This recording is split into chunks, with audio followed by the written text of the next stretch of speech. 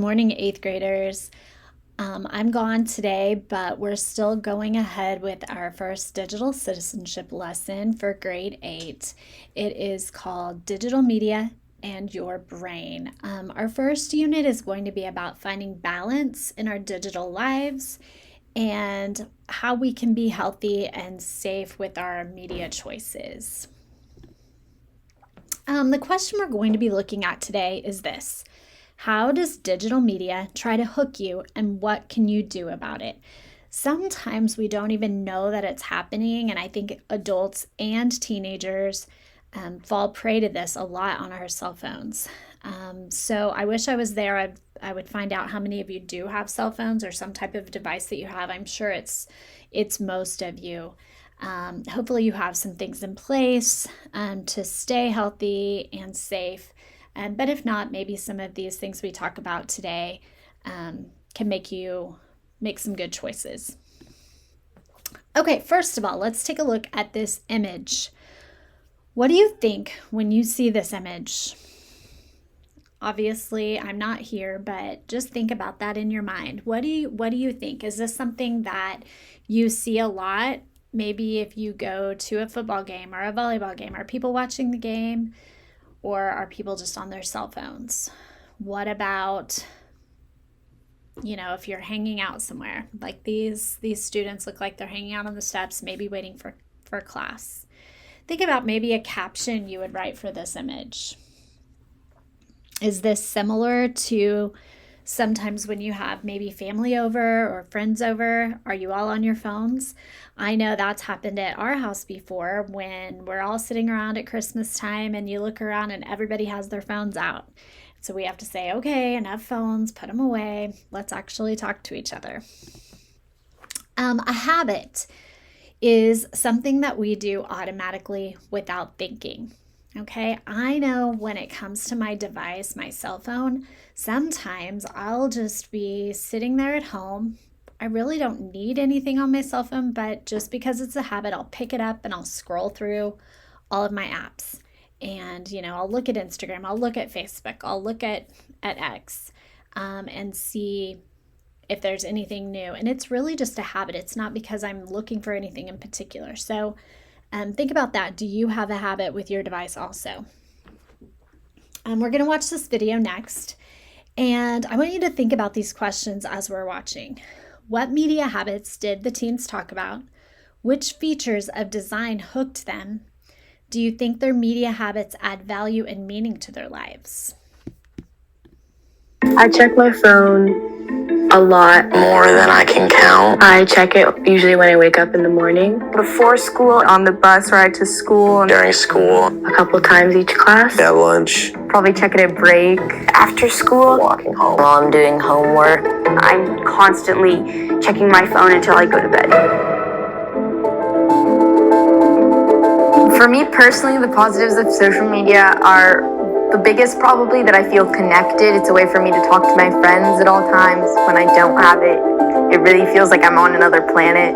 I don't really wish for the days when I didn't have my phone because it gives me so much stuff that I cherish.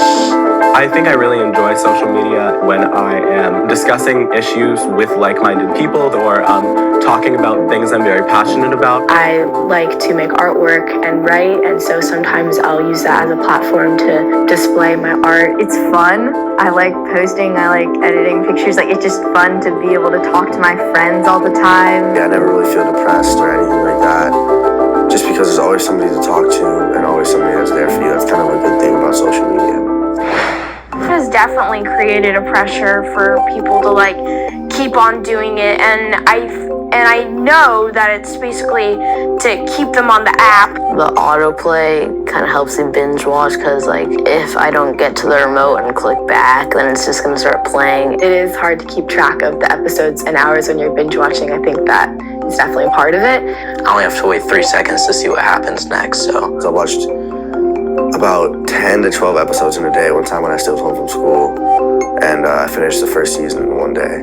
I think I've done that twice. There's been times where I've planned on just watching one video, but then I've kept watching more because they're recommended. and then it just keeps going, and all of a sudden a ton of time has passed. You know, sometimes when I'm really into the show, but I have something else I need to do, it's very hard to decide if I should click out or not. But it starts playing the next episode, I'm like, oh, it won't hurt, just one more. You find yourself like 2 hours later, and you're still watching it, and you have homework to get done. I would say that I'm definitely hooked on my phone, very dependent on it is the word I would use. I feel that I'm very aware of this and I'm not very happy about it.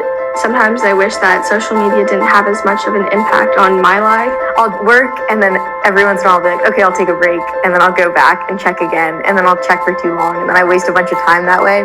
It really makes you feel less whole when you realize you're putting so much energy into something that's on a little box in your hand. It's something new. It's always exciting. It keeps your attention, and that constant turnover of adding new things definitely contributes to the amount of time people spend on it.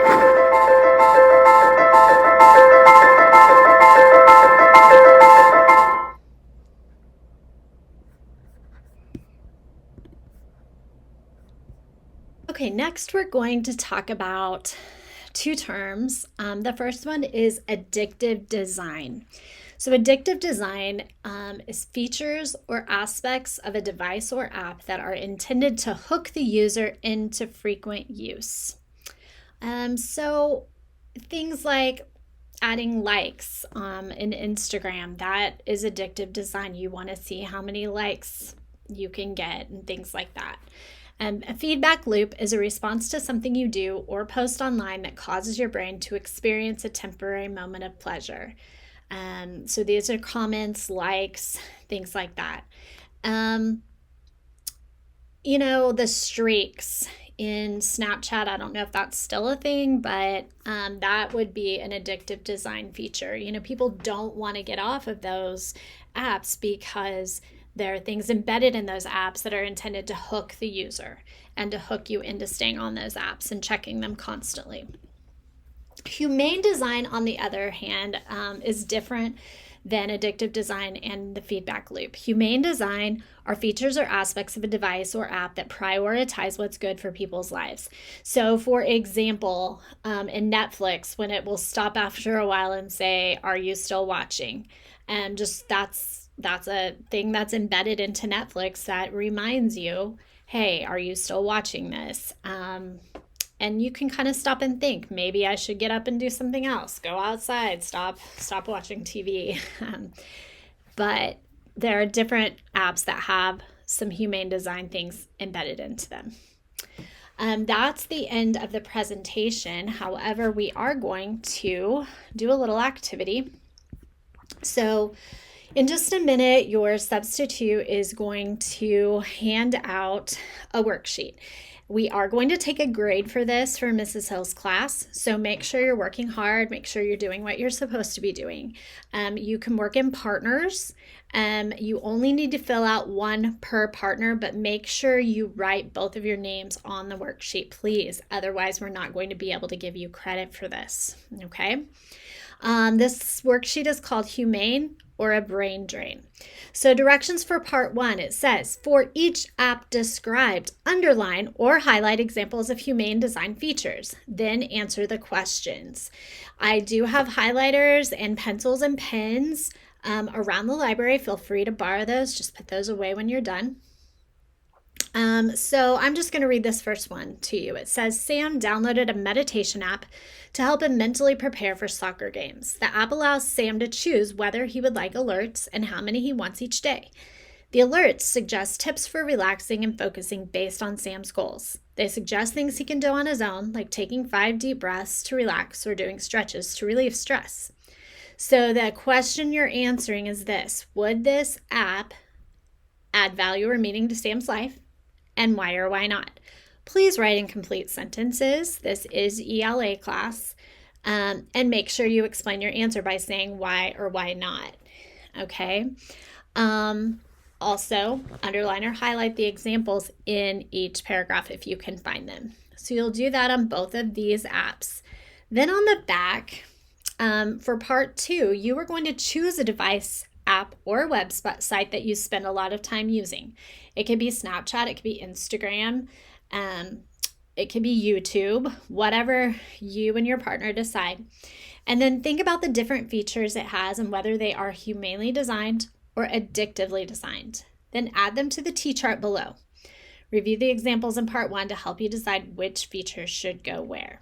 Okay, so only choose one and then think about humane design and addictive design. And guys, it doesn't necessarily mean it's a bad thing. If it's addictive design, it's just a way to obviously for them to make money and to keep you on the app. So think of as many things as you can in the one that you choose. And then at the bottom, it says write 3 guidelines to help you keep track of your behavior as you use different apps with addictive design. So write 1 for social media, 1 for gaming, and 1 for video. Okay. When you're finished, this shouldn't take you too long to do. When you're finished, turn it into the substitute and then make sure you get your books checked out and you can read silently while you're waiting. Hope everyone has a great weekend and we'll see you next week.